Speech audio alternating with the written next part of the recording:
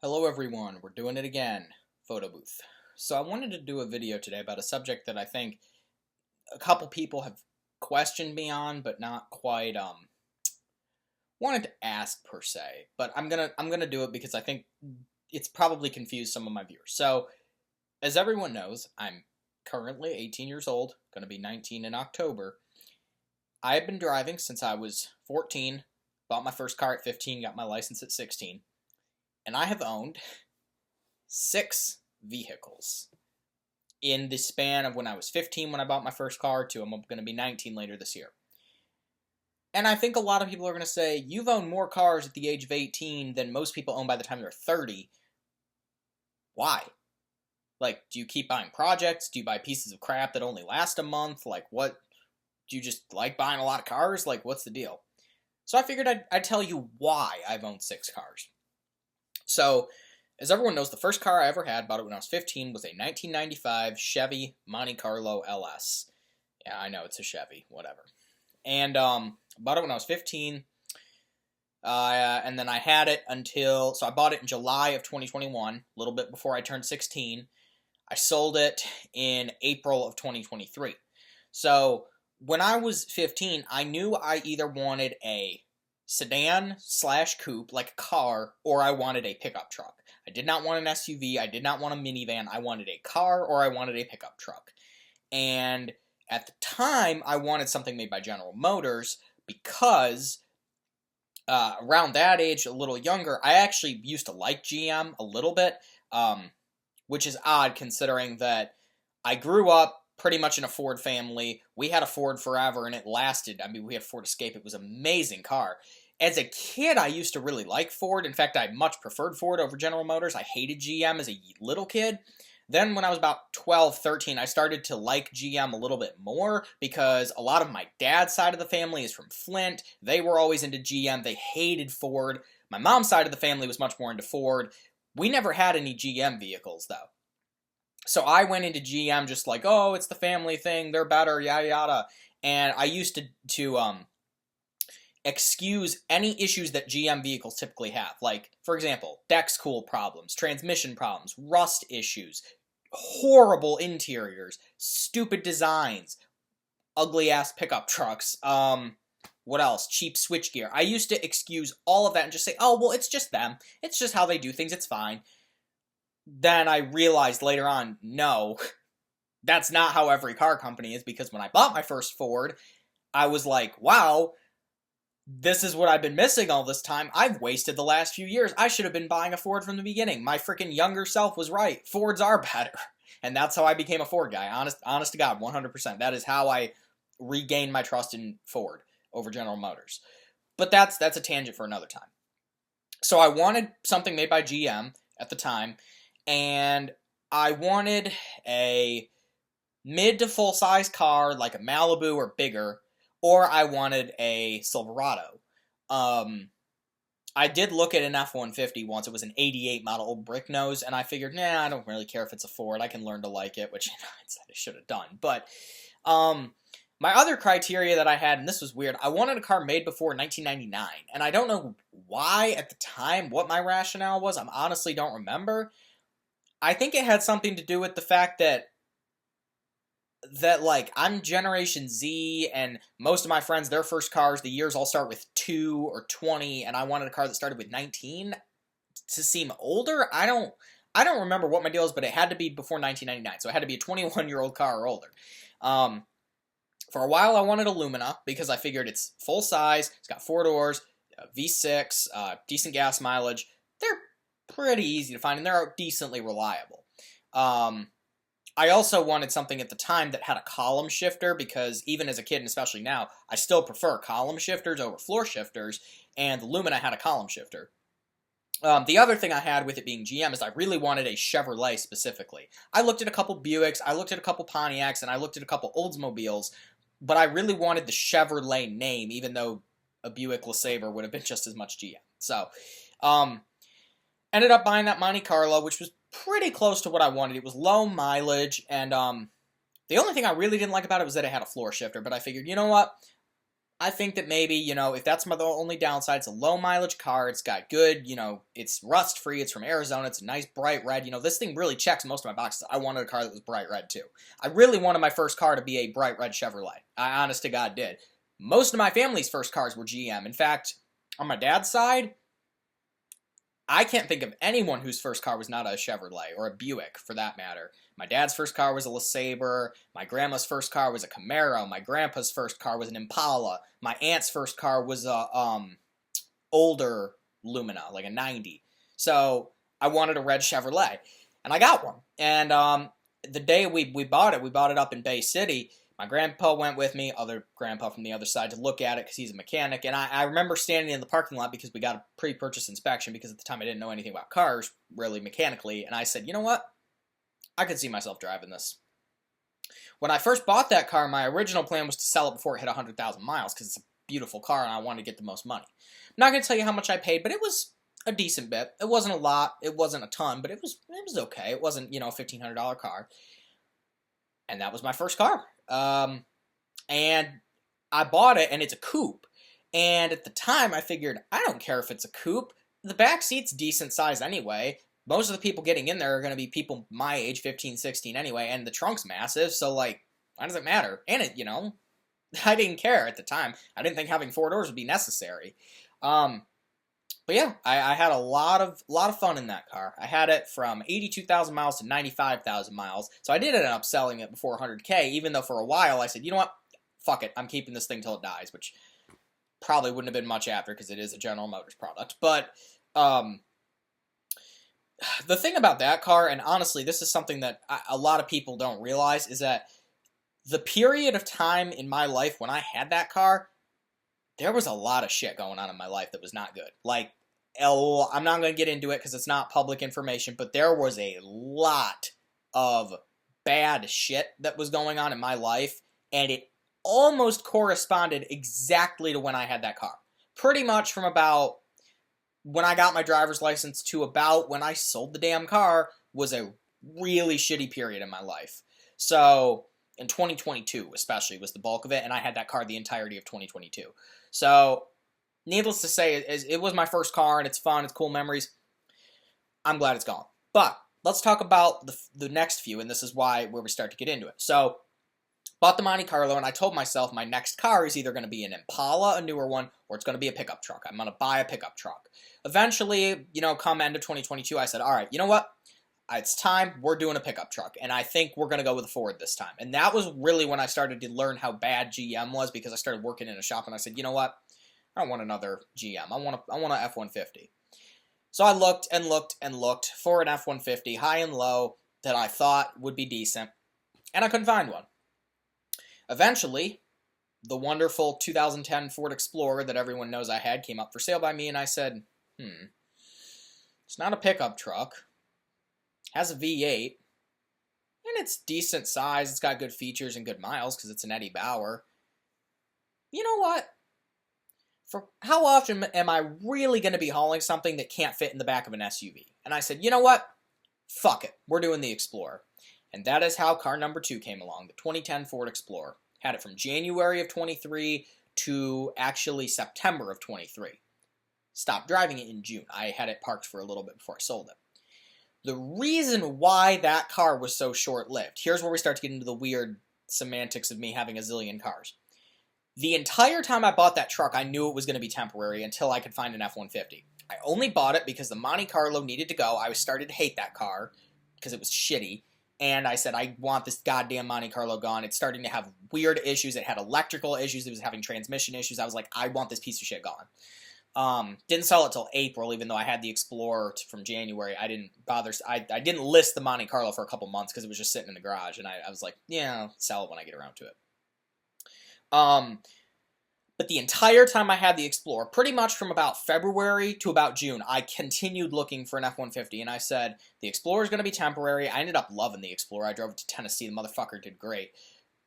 Built Ford tough. I drove it around for 10,000 miles with failed cam phasers, and I didn't even know.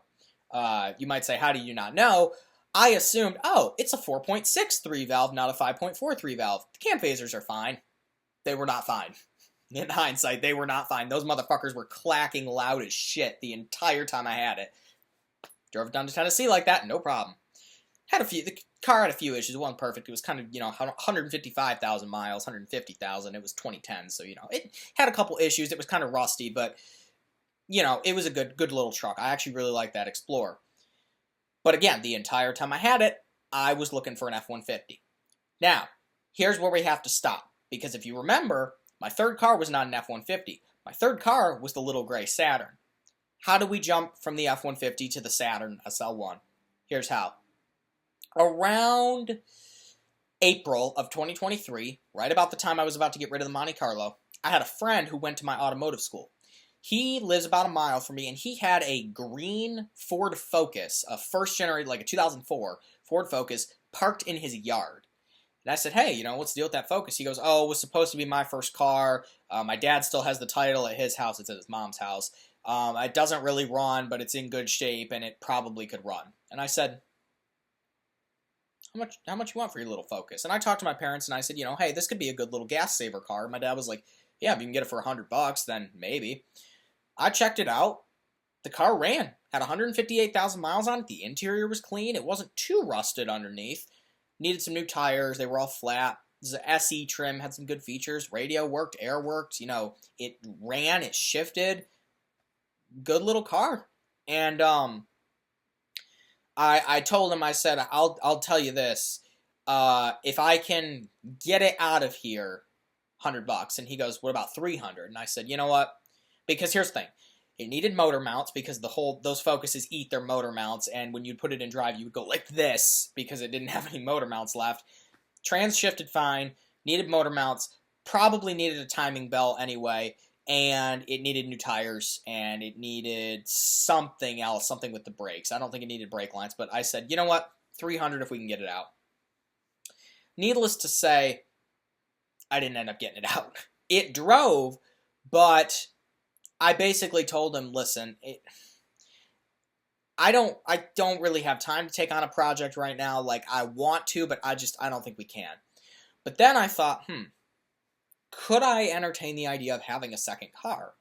Like, I want to, but what would I do? And I was thinking, if I could find another Focus, or even a Saturn, like, I like Saturns. I could find a little Saturn for $1,000.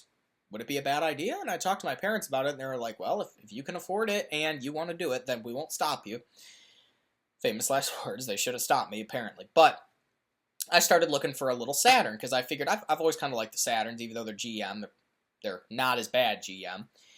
And at the time, I thought my budget was only about $1,000. In reality, I could have spent about $3,500 and probably gotten a much nicer car than a Saturn, but at the time, my budget was a strict $1,000 budget.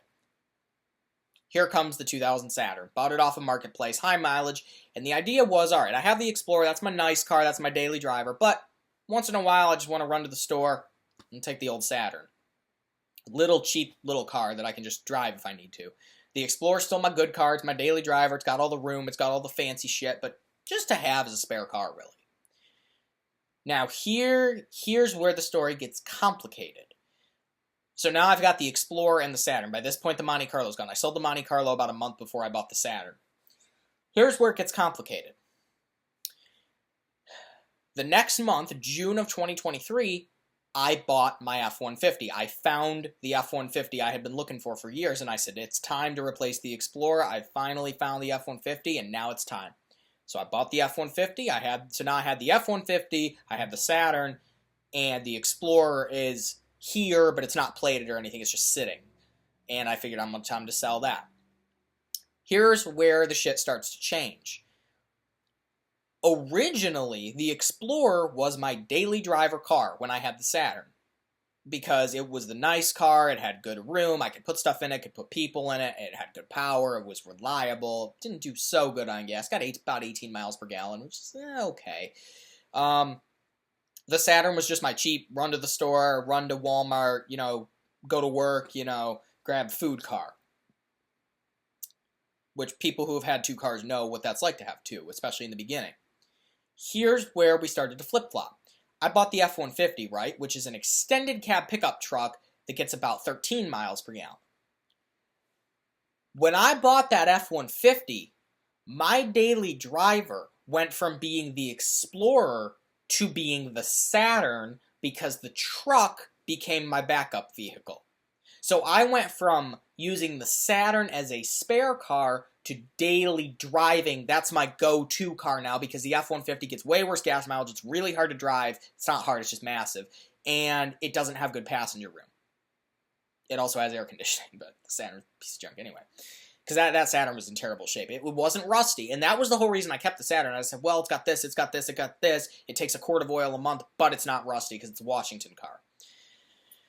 I held on for that Saturn for way too long. But anyway, so my daily driver became the Saturn, my truck became the backup vehicle, and the long trip vehicle because it was not a piece of shit. But anyway, so those were my two cars. So now I've got my third vehicle, my fourth vehicle, and I sold the Explorer, and I've got these two cars. Well, the issues with the Saturn started to pile up. I mean, we're talking about a car that used a quart of oil a month at this point. The transmission barely shifted. The doors didn't lock. The engine was rattling. There was piston slap. The whole alignment was... The whole car, I kept using the justification, but it's not rusty, but it's not rusty, but it's not rusty, as a way of telling myself, like, yeah, it's got 220,000 miles and it's a fucking Saturn, but it's still good. It wasn't. So then, we're up to January 2024, and I'm kind of like haphazardly looking for a new car to replace the Saturn with as a new daily driver, keeping my budget, again, at about $2,000 or below, because I wanted a car that was nicer for my daily driver. And because you would think, oh, well, why wouldn't you get another compact? You know, like a Ford Focus or something, another Focus, or a Cobalt. Here's the problem. My Saturn got 18 miles per gallon. I am not kidding you, the engine was that messed up that it only got 18 miles per gallon. So I figured, for 18 miles per gallon, I could get another SUV as my daily driver and have no penalty.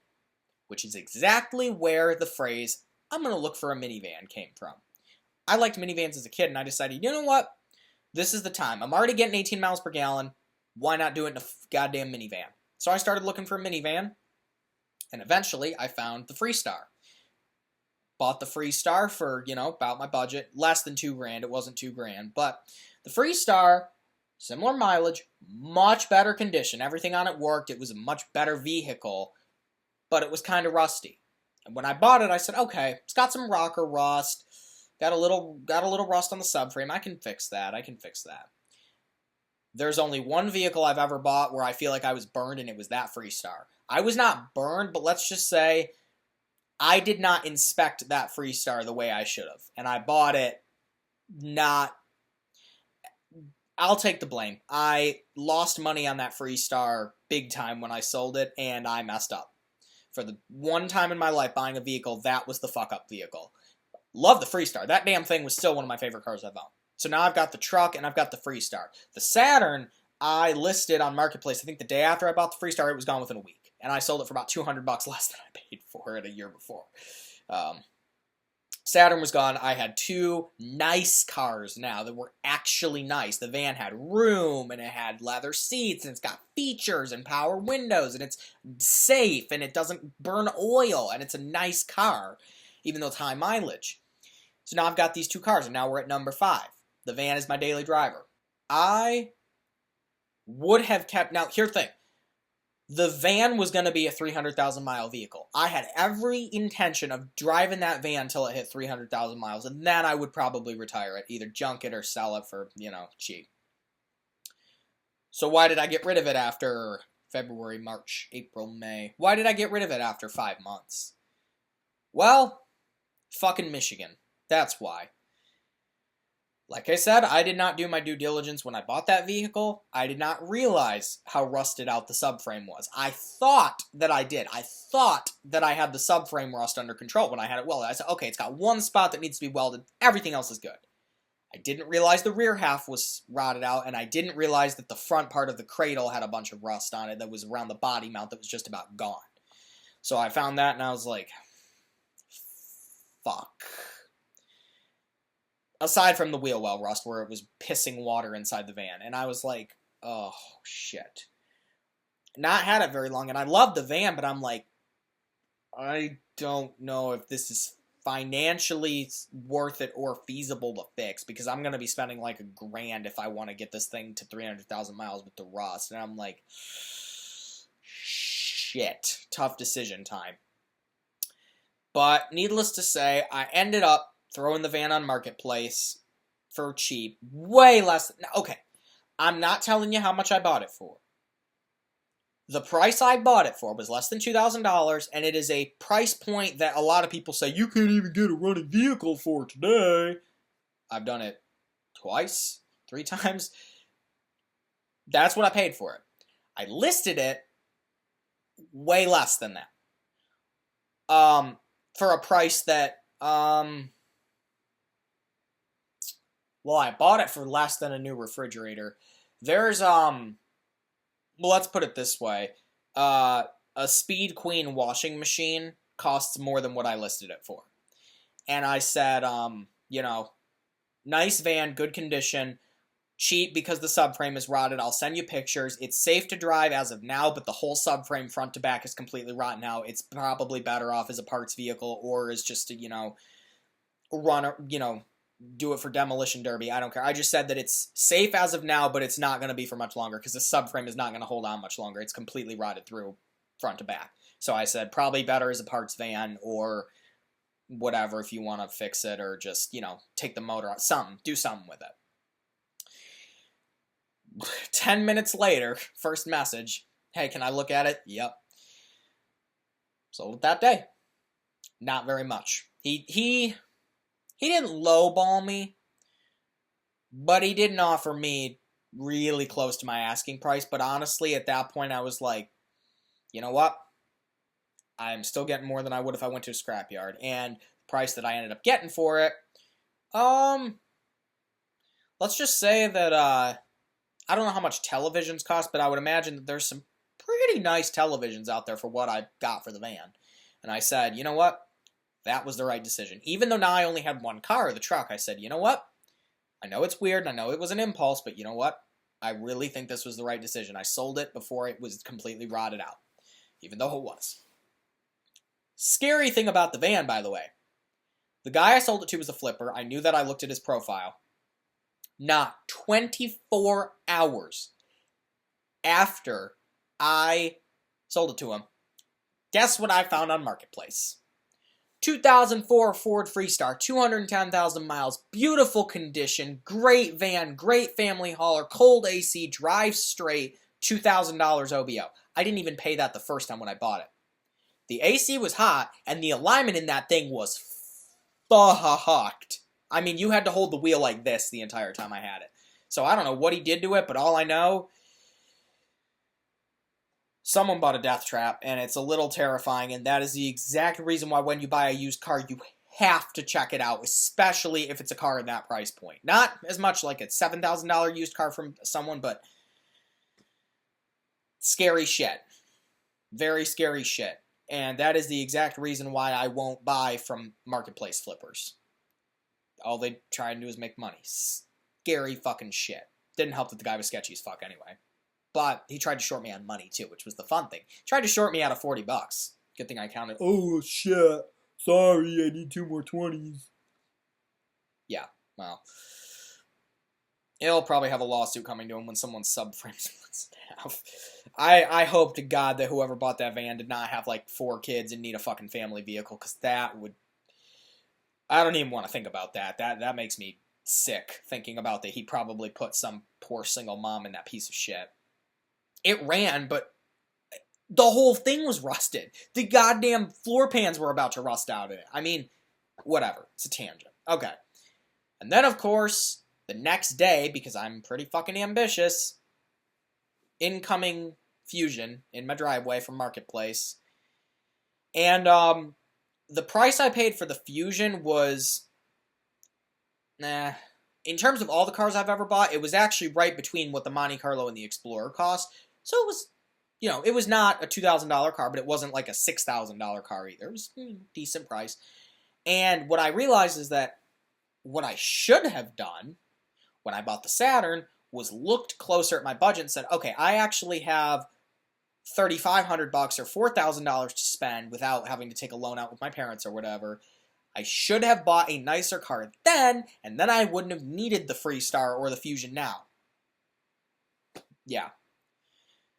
Granted, neither vehicle that I have, that's not true. The truck, when I bought it, my mom loaned me about $1,000, and I paid her back within, I think, 3 or 4 months. Because here's the thing. When I bought the truck is the only car I've ever bought that was more than $5,000, by the way. Not going to say how much it was, but it was more than $5,000. I had enough money, personally, that I could have put that deal together, but I would have had, like, no money left in savings, like $100. And I said, I don't know that I really want to do that. So I told my mom, I said, hey, how about I take out this much from my account? If you'll loan me $1,000, that way I'll have quite a bit more in savings. I'll pay you back the $1,000 within the next 6 months. And she said, done. Paid it back in about 3. And then the Fusion, that was all my own money. So pretty much, I didn't have to borrow money for more than about a month, and it wasn't like a loan. It was just my mom saying, here's, here's $10, $100 bills, pay it back, when you can.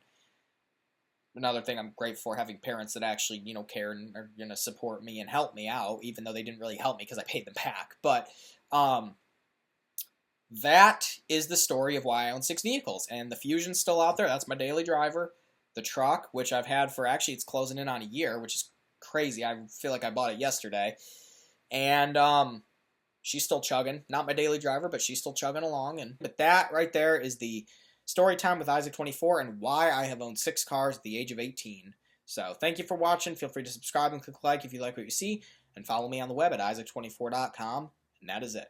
Bye-bye.